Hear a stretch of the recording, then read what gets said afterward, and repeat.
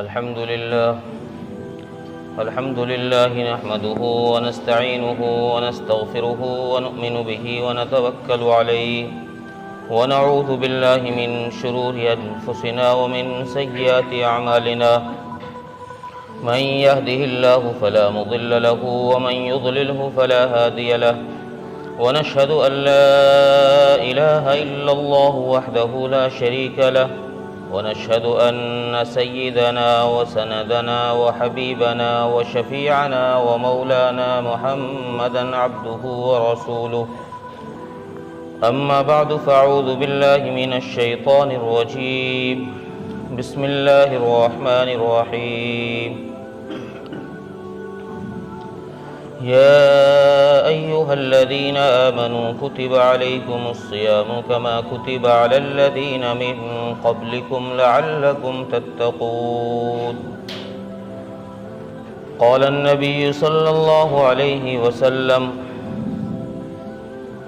من قام رمضان إيمانا واحتسابا غفر له ما تقدم من ذنبه أو كما قال عليه الصلاة والسلام۔ محترم عزیزو، غیور نوجوان دوستوں اور بھائیوں،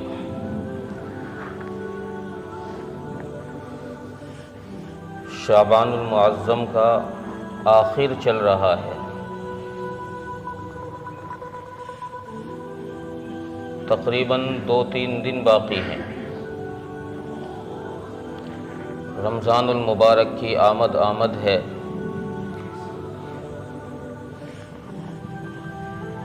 ایک ایسے مہینے کی آمد ہے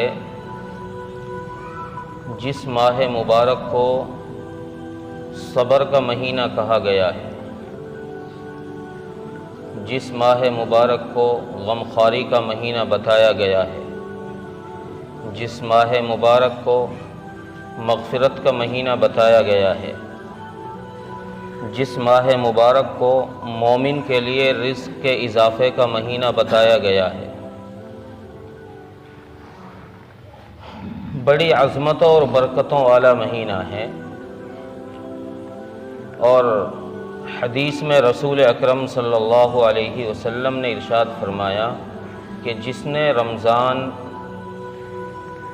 ایمان کے ساتھ گزار دیا، اس حالت میں گزار دیا کہ اس کو اپنے رب کے سامنے کھڑے ہونے کا ڈر ہے، یعنی اس نے اطاعت کے ساتھ رمضان المبارک کو گزارا، اللہ تبارک و تعالی اس کے سارے گناہ معاف فرما دیتے ہیں۔ تو اس لیے رمضان المبارک کی آمد سے پہلے رمضان المبارک کے لیے ہمیں تیار ہو جانا چاہیے۔ اس کی تیاری کے جو اسباب ہیں، جو سامان ہیں، جو ضروریات ہیں، وہ مکمل کر لینی چاہیے۔ جتنے اہتمام کے ساتھ احادیث میں اس ماہ مبارک کی عظمت کو بیان کیا گیا ہے، اتنے اہتمام کے ساتھ اور مہینوں کی عظمتوں کو نہیں بیان کیا گیا۔ شعبان کے آخری دن میں رسول اکرم صلی اللہ علیہ وسلم صحابہ اکرام کو خطاب فرماتے ہیں، اور خطاب کے دوران پہلا جملہ ہی یہ ارشاد فرماتے ہیں، قد اظلکم شہر عظیم، اے لوگو تم پر ایک ایسا مہینہ آ رہا ہے جو تم پر سایہ کیے ہوئے، اپنی رحمتوں اور برکتوں کا تم پر سایہ کر رکھا ہے اس مہینے نے، اور اس ماہ مبارک کی قدر کر لی جائے، اس کا وقت ضائع نہ جائے، اس کے لیے رسول اللہ صلی اللہ علیہ وسلم صحابہ اکرام کو اس ماہ مبارک کی عظمت بتاتے کہ اتنا بڑا مہینہ ہے، اتنا عظیم الشان مہینہ ہے، اتنی برکتوں والا مہینہ ہے، اور اس ماہ مبارک کے دن کے روزے کو فرض کیا گیا ہے، رات کی تراویح کو سنت بنایا گیا ہے، یہ ساری چیزیں صحابہ اکرام کو بتائی جاتی صرف اس لیے کہ اس ماہ مبارک کا کوئی لمحہ ضائع نہ ہو، بیکار نہ جائے، اس لیے اس کی عظمت کو بیان کیا گیا۔ اور قرآن کریم نے لعلکم تتقون کا لفظ ارشاد فرمایا کہ روزہ رکھو تو متقی بنو گے، روزہ رکھو گے تو تمہارے اندر تقوی آئے گا، روزہ رکھو گے تو اللہ کا ڈر پیدا ہوگا۔ روزہ تمام عبادات میں ایک واحد عبادت ایسی ہے کہ جو کسی غیر کے لیے نہیں رکھا جاتا سوائے اللہ کے۔ ہر عبادت کو کسی غیر کے لیے کیا جا سکتا ہے، ہر عبادت کے اندر ریا پیدا ہو سکتا ہے، دکھاوا آ سکتا ہے۔ آدمی نماز پڑھے گا، ہو سکتا ہے دکھاوا آ جائے کہ لوگ کہیں بڑا نمازی ہے۔ لوگ حج کرنے جائیں، ریا آ سکتا ہے، اس نیت سے جا رہے ہوں کہ لوگ کہیں گے بھئی بڑا حاجی ہے، بڑے حج کرتا ہے، صدقہ خیرات دیں، تو اس میں ریا آ سکتی ہے کہ لوگ کہ بڑا سخی آدمی ہے۔ لیکن رمضان المبارک میں روزہ جو فرض کیا گیا ہے، اس روزے کو انسان صرف رب کی ذات کے لیے ہی رکھ سکتا ہے، اس میں ریا آنے کا کوئی شک نہیں، کوئی شبہ نہیں، کوئی دروازہ نہیں ہے کہ جس سے ریا داخل ہو جائے۔ کیوں؟ اس لیے کہ روزہ ایک ایسی عبادت ہے کہ جو انسان اور اللہ کا تعلق جوڑنے والی عبادت ہے۔ انسان اگر رب کے لیے روزہ نہ رکھے تو کمرے میں جا کے تنہائی میں جا کے پانی پی لے، کون دیکھ رہا ہے؟ یہ انسان پیاس کی شدت میں کمرے میں پہنچا، وہاں فریجر میں ٹھنڈا پانی موجود ہے، اسے پیاس بھی لگ رہی ہے، لیکن پانی پینے سے صرف رب کی ذات مانے ہے کہ نہیں میرا اللہ دیکھ رہا ہے، میرا اللہ دیکھ رہا ہے، اس لیے میں روزے میں پانی نہیں پیوں گا۔ تو اس عبادت کے اندر ریا آ ہی نہیں سکتا، انسان چاہے بھی تب بھی ریا نہیں آ سکتا،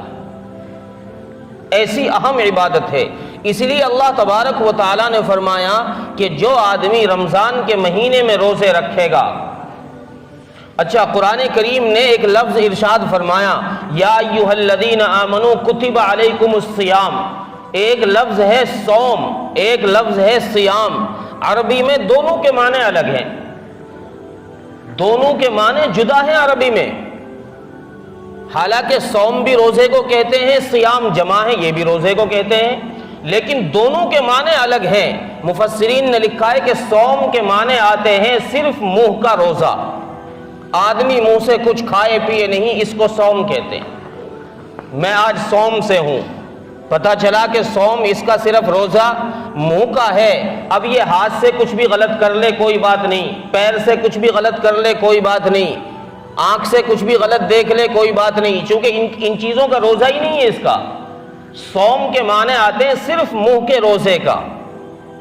اور صیام کہتے ہیں کہ انسان کے سر کے بال سے لے کر پیر کے نخن تک روزے کا نام صیام۔ کہ جیسے منہ سے کھانا منع ہے، صبح صادق سے لے کر غروب تک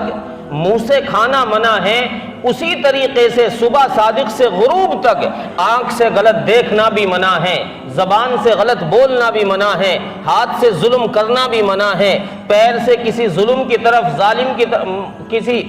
کسی غلط راستے کی طرف جانا بھی منع ہے۔ یہ ان ساری چیزوں کا نام صیام۔ جب انسان اس صفت کے ساتھ روزہ گزارے گا کہ اس کے سر کے بال سے لے کر پیر کے ناخن تک اس سے کوئی خطا سرزد نہیں ہوگی، کوئی برائی نہیں کرے گا، کسی برائی کی طرف نہیں جائے گا، تو اللہ فرماتے ہیں لعلکم تتقون، کہ تمہارے اندر پھر تقوی آئے گا، پھر اللہ کا خوف آئے گا۔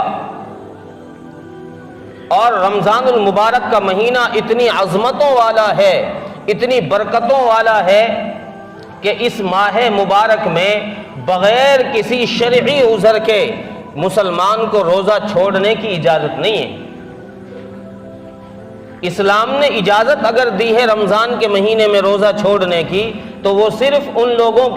لوگوں کو ہے جو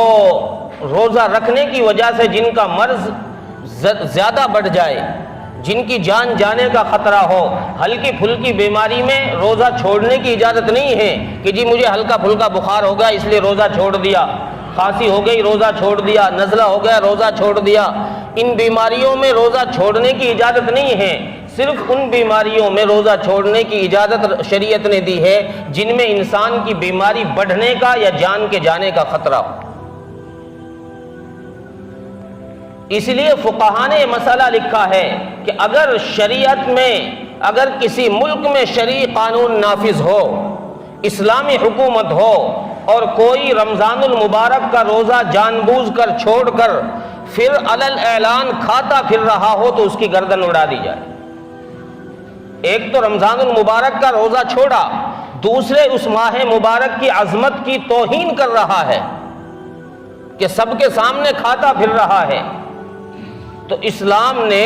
ایسے شخص کو قتل کرنے کی اجازت دی ہے اگر اسلامی حکومت ہو۔ تو اس ماہ مبارک میں جیسے روزہ رکھنا ہے، اگر کسی کو شریعت رخصت بھی دیتی ہے،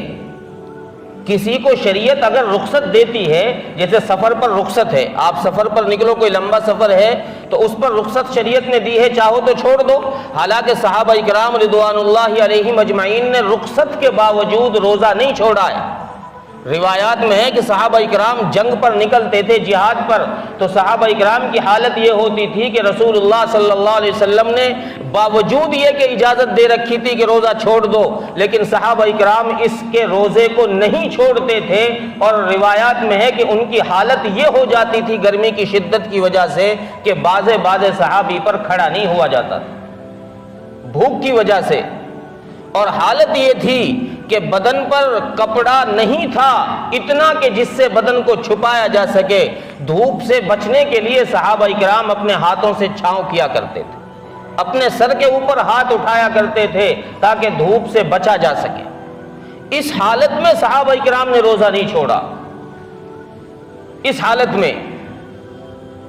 اور ہمارا حال یہ کہ ہم ذرا سے بہانے کے اوپر روزہ چھوڑ دیں، ذرا سے بہانے کے اوپر چھوٹے چھوٹے بہانے ڈھونڈیں گے، ان کے اوپر روزے ترک کر دیں گے۔ اتنا سستا نہیں ہے۔ اس لیے عزیز و بزرگو دوستو، اس ماہ مبارک کی قدر یہ ہے کہ ہم اس ماہ مبارک کی آمد سے پہلے اس کے لیے تیاری کر لیں۔ اگر ہم نے اس ماہ مبارک کی قدر نہیں کی، اس کے ادب و احترام کو ملحوظ نہیں رکھا، میں یہ بات عرض کر رہا تھا کہ اگر شریعت کسی کو اجازت بھی دے دے روزہ چھوڑنے کی، تو شریعت نے اس کو بھی یہ حکم دیا ہے کہ روزہ چھوڑنے کی اجازت تو ہے لیکن علل اعلان کھانے کی اجازت نہیں ہے۔ روزہ چھوڑ دیا ہے کوئی بات نہیں ہے کسی عذر کی وجہ سے، اب اگر کھانا پینا ہے تو کہیں دبک کر کھاؤ، کہیں چھپ کر کھاؤ، اپنے گھر کے اندر بیٹھ کر کھاؤ۔ یہ نہیں کہ علل اعلان بازار میں کھاتے پھر رہے ہو، بازار میں ہوٹلیں کھول رکھی ہے، ہوٹلوں پر علل اعلان کھایا جا رہا ہے، اس کی شریعت اجازت نہیں دیتی۔ نزہۃ البساطین ایک کتاب ہے، علامہ ذہبی رحمۃ اللہ علیہ نے اس کے اندر ایک واقعہ لکھا ہے کہ کسی مسلمان بستی کے اندر ایک مجوسی رہا کرتا تھا۔ مجوسی کہتے ہیں آگ کے پجاری کو، آگ پوجا کرنے والا۔ کسی مسلمان بستی میں کوئی مجوسی رہا کرتا تھا، تو جب رمضان المبارک کا مہینہ آتا، وہ مجوسی اپنے سارے بچوں کو بٹھا کر یہ ہدایت کرتا کہ بیٹا دیکھو مسلمانوں کا برکت والا مہینہ آ رہا ہے، مسلمانوں کا رمضان المبارک کا مہینہ آ رہا ہے، ہرگز ایسا نہ ہو کہ تم بازار میں نکلو، مسلمانوں کے گھروں کی طرف سے نکلو، مسلمانوں کی آبادی کی طرف سے نکلو اور تم اس حال میں ہو کہ تم کچھ کھا رہے ہو۔ تمہیں ایسا نہیں کرنا، اگر تمہیں کھانا ہے تو تم اپنے گھر میں کھاؤ، باہر نکلو تو مسلمانوں کے رمضان کا ادب احترام کر کر جیسے مسلمان روزہ رکھ رہے تم بھی اسی حالت کے ساتھ گزر جاؤ۔ اگر تم نے یہ غلطی کی تو تمہیں سزا دی جائے گی۔ ایک دن اس مجوسی کا بیٹا بازار میں نکلا اور وہ کچھ کھا رہا تھا، بازار میں جا کر اس مجوسی نے دیکھ لیا، وہ گھر پر لایا اپنے بیٹے کو پکڑ کر اور اس نے اس بیٹے کو سزا دی، اس کو مارا کہ میں نے تمہیں منع کیا تھا کہ اس ماہ مبارک کی عظمت کرنی ہے، اس کی قدر کرنی ہے، بھلے ہی ہم مسلمان نہیں ہیں لیکن یہ برکت والا مہینہ ہے، یہ عظمت والا مہینہ ہے، مسلمان اس ماہ مبارک میں روزے رکھتے ہیں، صبح سے شام تک کچھ کھاتے نہیں ہیں، تو تمہیں بھی باہر جا کر ان کے مہینے کی قدر کرنی چاہیے تھی، تمہیں بھی ان کے روزوں کی عزت کرنی چاہیے تھی، تمہیں بھی نہیں کھانا چاہیے تھا، میں نے منع کیا تم نے پھر کھایا۔ اس نے اپنے بیٹے کے 2-4 تھپڑ لگائے اور بات ختم، رفع دفع ہو گئی۔ کچھ دنوں کے بعد اس مجوسی کا انتقال ہو گیا، وہ مجوسی انتقال کر گیا۔ ان کے انتقال کے بعد کسی نے ان کو خواب میں دیکھا، کسی خواب دیکھنے والے نے ان کو خواب میں دیکھا کہ یہ مجوسی تو جنت کے اندر پھر رہا ہے، اچھا لباس پہنا ہوا ہے اس نے اس مجوسی سے سوال کیا خواب میں، ارے بھائی تو مجوسی تھا، تیرا اور جنت کا تعلق کیا ہے؟ جنت تو ایمان والوں کے لیے اللہ نے بنائی ہے، اس میں تو ایمان والے ہی جائیں گے، تو جنت میں کیسے چلا گیا؟ اس مجوسی نے کہا کہ میں نے اپنے بیٹے کو جو رمضان کی توہین کرنے کی وجہ سے تھپڑ رسید کیے تھے، اللہ تبارک و تعالیٰ نے ان تھپڑوں کی وجہ سے مجھے موت سے پہلے کلمہ نصیب کر دیا، مجھے ہدایت دی۔ تو رمضان المبارک کا اگر روزہ نہ بھی رکھا جائے کسی وجہ سے، کسی عذر کی وجہ سے، تو کم سے کم اس ماہ مبارک کی قدر کریں، اس کی توہین نہ کریں۔ قدر کرنے پر اللہ ہدایت دے دیتے ہیں، اور توہین کرنے پر کسی نعمت کی اللہ اس نعمت کو چھین لیتے ہیں۔ لَئِن شَكَرْتُمْ لَأَزِيدَنَّكُمْ وَلَئِن كَفَرْتُمْ إِنَّ عَذَابِي لَشَدِيدٌ۔ توہین کرنے پر نعمت چھین لی جاتی ہے رب کی طرف سے۔ تو اس لیے اس ماہ مبارک کی ہم قدر کریں۔ اس کی قدر یہ ہے کہ ہم جو اس کی ضروریات کی چیزیں ہیں، ہم نے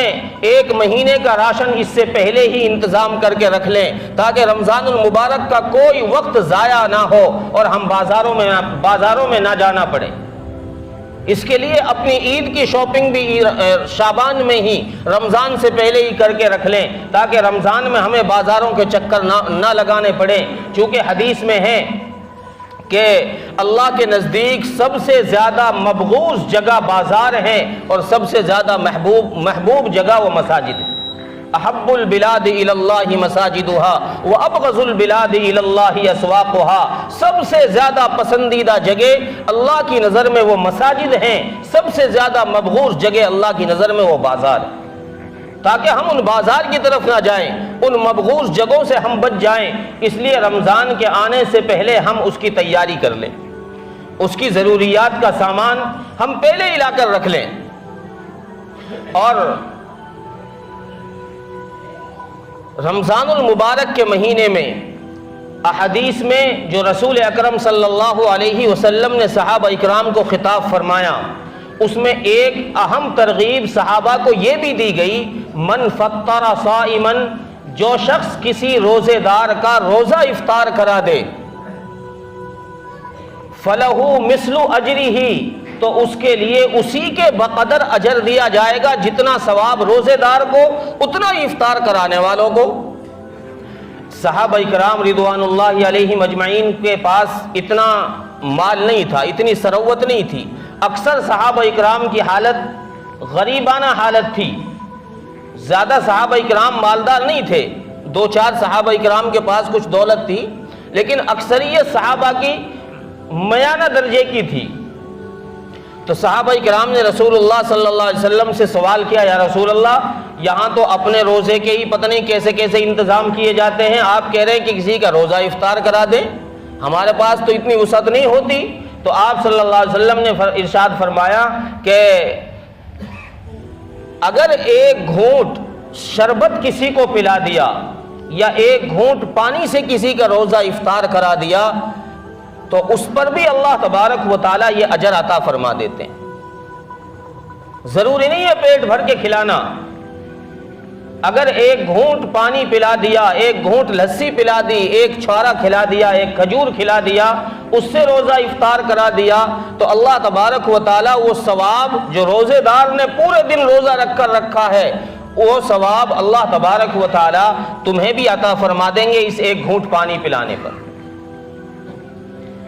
اس لیے اہل ثروت حضرات کو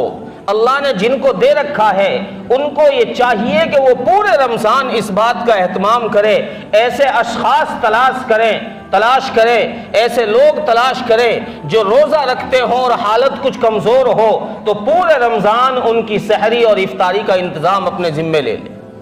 اللہ نے اتنی وسعت دی ہے، 1 کا لے لیں، 2 کا لے لیں، 3 کا لے لیں اور پورے رمضان ان کے روزہ افطار کا، ان کی سحری کا انتظام کرائیں جن کو اللہ نے دے رکھا ہے۔ اگر اتنی وسعت نہیں ہے تو پھر شریعت جبر بھی نہیں کرتی ہے کہ تم زبردستی کسی کا افطار کراؤ جا کر، شریعت زور بھی نہیں دیتی ہے، شریعت نے وسعت پر رکھا ہے، لا یکلف اللہ نفسا الا وسعها، جتنی اللہ نے طاقت دی ہے وہ برداشت کرنے کی، آدمی اسی حساب سے کام کرے۔ اور علماء نے ایک اور اہم بات یہاں یہ لکھی ہے کہ روزہ افطار کرانے میں خاص طور سے ان لوگوں کا خیال کیا جائے جو لوگ اہل علم ہوں، جو لوگ اہل علم ہوں، جن کا تعلق پڑھنے پڑھانے سے ہو، مدرسے کے طلبہ ہو گئے، اساتذہ ہو گئے، جو لوگ نبی کے وراثت میں جن کا تعلق جڑا پڑا ہے، جو لوگ اہل علم ہیں، خصوصاً ایسے اشخاص تلاش کر کے ان کے روزوں کے افطار کرانے کا، ان کی سحری کا انتظام کیا جائے، اس پر اللہ تبارک و تعالیٰ کی طرف سے اجر ہے۔ اور پھر آخر میں حدیث میں یہ ارشاد فرمایا کہ جس شخص نے کسی روزے دار کو کھانا کھلایا یا پانی پلایا، وہ شخص قیامت کے دن اللہ تبارک و تعالی اس شخص کو نبی کریم صلی اللہ علیہ وسلم کی حوض کوثر سے ایسا پانی پلائیں گے کہ اس شخص کو پھر جنت میں جانے تک کے پیاس نہیں لگے گی، جنت میں جانے تک اس شخص کو پیاس نہیں لگے گی۔ اللہ تبارک و تعالی رسول اکرم صلی اللہ علیہ وسلم کی حوض سے پانی پلائیں گے، حوض کوثر سے۔ تو اس لیے عزیز و بزرگو دوستو، اس ماہ مبارک میں اس چیز کا بھی خیال رکھا جائے۔ اور ایک اگلی چیز یہ ہے کہ اس ماہ مبارک کا تعلق چونکہ قرآن کریم سے بہت زیادہ ہے، اللہ تبارک و تعالیٰ نے اس کی عظمت کو بڑھانے کے لیے شہر رمضان الذی انزل فیہ القرآن کا تذکرہ فرمایا ہے کہ ہم نے اس ماہ مبارک میں قرآن مقدس کو نازل فرمایا ہے، اس لیے اس ماہ مبارک میں قرآن کریم کا بھی خاص اہتمام کیا جائے۔ جو عام دنوں میں ہم نہیں پڑھتے، اس ماہ مبارک میں قرآن سے خاص شغف لیا جائے، قرآن کے ساتھ خاص شغف حاصل کیا جائے، تعلق حاصل کیا جائے اور ایک دوسرے کے ساتھ حرص بڑھائی جائے، ایک دوسرے کے ساتھ مقابلہ کیا جائے کہ کون زیادہ اس رمضان میں قرآن پڑھتا ہے، کون زیادہ اس رمضان میں ختم کرتا ہے۔ یہ حرص لگانی چاہیے، یہ مقابلہ نوجوانوں کو خاص طور سے لگانا چاہیے کہ کون اس رمضان میں زیادہ تلاوت کرے گا، کس کے قرآن زیادہ ہوں گے۔ یہ سلف میں یہ واقعات موجود ہیں، سلف کے زمانے میں یہ واقعات، پچھلے بزرگوں میں واقعات موجود ہیں کہ وہ قرآن کو زیادہ سے زیادہ پڑھا کرتے تھے۔ 40، 50، 60، 61 قرآنوں تک کی بات کتابوں میں لکھی ہے کہ رمضان المبارک کے مہینے میں 61 قرآن ختم کیا کرتے تھے۔ اس لیے ہمارا تعلق بھی ایسا ہی ہونا چاہیے۔ اور رمضان المبارک کے مہینے میں تراویح میں بھی قرآن کریم کو سننے کے لیے ہمیں ایسی جگہ تلاش کرنی چاہیے جہاں قرآن کریم سے تراویح ہو رہی ہو۔ آدمی جلدی کے چکر میں ان جگہوں میں نہ جائے جہاں سورت تراویح ہو رہی ہو، ایسی جگہ تلاش کرے جہاں قرآن سے تراویح پڑھائی جا رہی ہوں، ان جگہوں میں جا کر تراویح پڑھیں تاکہ تراویح کے ذریعے سے بھی، چونکہ یہ بھی ایک سنت ہے، تراویح میں قرآن کریم کا پڑھنا اور سننا یہ بھی ایک سنت ہے، تاکہ اس سنت کا بھی ثواب ہمیں مل جائے۔ چونکہ رمضان میں تو اللہ تبارک و تعالیٰ نے اعمال کی قیمت کو بڑھا دیا ہے، نوافل کا ثواب فرضوں کے برابر کر دیا ہے، فرضوں کا ثواب 70 فرضوں کے برابر کر دیا ہے۔ تو اس لیے اس ماہ مبارک میں ایسی جگہ تلاش کریں، اور تراویح میں بھی جو حضرات تراویح پڑھانا چاہتے ہیں، فقہاء نے لکھا ہے کہ وہ حضرات باشرہ ہوں، باشرہ حضرات کو تراویح پڑھانے چاہیے، اور جن کو یہ شوق ہو کہ مجھے تراویح پڑھانی ہے، میں ہر سال قرآن سناؤں گا، میں ہر سال رمضان میں قرآن سنایا کروں گا، تو ان کو چاہیے، فقہاء نے لکھا ہے کہ وہ حضرات پھر اپنے وضاقتہ کو بھی باشرہ بنا کے رکھیں۔ یہ نہیں کہ رمضان میں تو بن گئے حافظ جی، سر پہ ٹوپی اور نیچا کرتا، اور پورے سال پھر پنٹ شرٹ میں اور جینس میں ایسے گھوم رہے، کوئی بتا ہی نہیں سکتا دیکھ کر کہ یہ حافظ بھی ہے۔ اللہ نے جتنی بڑی دولت عطا کی ہے، قرآن سے بڑی دولت دنیا میں نہیں ہے۔ اس دولت کی عظمت کو باقی رکھو، لوگوں کے سامنے اس کو ظاہر کرو کہ بھئی میرے پاس یہ دولت ہے، تم اس دولت سے محروم ہو، میرے پاس اللہ نے یہ عظمت دی ہے۔ تو اس لیے ان کو بھی چاہیے کہ وہ باشرہ ہوں۔ اگر باشرہ نہیں ہوں گے تو فقہاء نے مسئلہ لکھا ہے کہ غیر باشرہ کے پیچھے نماز مکروہ ہوتی، کوئی سی بھی نماز ہو، غیر باشرہ کے پیچھے نماز مکروہ ہوتی۔ تو اس لیے اس چیز کا بھی اہتمام کیا جائے۔ جن کے بچے حافظ ہیں یا جن کے بچے حفظ کر رہے ہیں، وہ اپنے بچوں کو اس بات کی ترغیب دیں کہ بیٹا تو کلام پاک حفظ کر رہا ہے، تو ایک اللہ کی اتنی عظیم الشان کتاب اپنے سینے میں اٹھانے والا ہے یا اٹھا رہا ہے، تو تجھے باشرہ رہنا ہے، تجھے اپنے وقار کو باقی رکھنا ہے، لوگوں کو دیکھ کر مرعوب نہیں ہونا، یہود و نصارہ کے طریقے کو دیکھ کر مرعوب نہیں ہونا، تجھے اپنے وقار کو باقی رکھنا ہے تاکہ لوگ تیری عزت کریں، تاکہ لوگ دور سے دیکھ کر پہچانیں کہ یہ حافظ قرآن۔ تو اس لیے عزیز و بزرگو دوستو، اس ماہ مبارک کی زیادہ سے زیادہ ہم قدر کرنے والے ہو جائیں، ہمارا وقت اس میں ضائع نہ جائے۔ اس لیے اللہ تبارک و تعالیٰ سے رمضان سے پہلے یہ دعا بھی کرنی چاہیے، جیسے کہ رسول اکرم صلی اللہ علیہ وسلم سے دعا منقول ہے، اللہم بارک لنا فی رجب و شعبان وبلغنا رمضان۔ اے اللہ ہماری عمر میں اتنی برکت دے دے کہ ہمیں رمضان تک پہنچا دے، تاکہ رمضان کی برکتوں سے ہم فائدہ اٹھا لیں۔ تو ہم بھی ایسے ہی دعا کریں کہ اللہ ہماری عمر میں بھی وہ برکتیں عطا فرما دے، اور ہمیں بھی یہ توفیق دے دے کہ ہم رمضان تک پہنچ جائیں اور رمضان کی برکتوں سے ہم فائدہ حاصل کریں۔ اللہ تبارک و تعالی عمل کی توفیق عطا فرمائیں۔ وآخر دعوانا الحمدللہ رب العالمین۔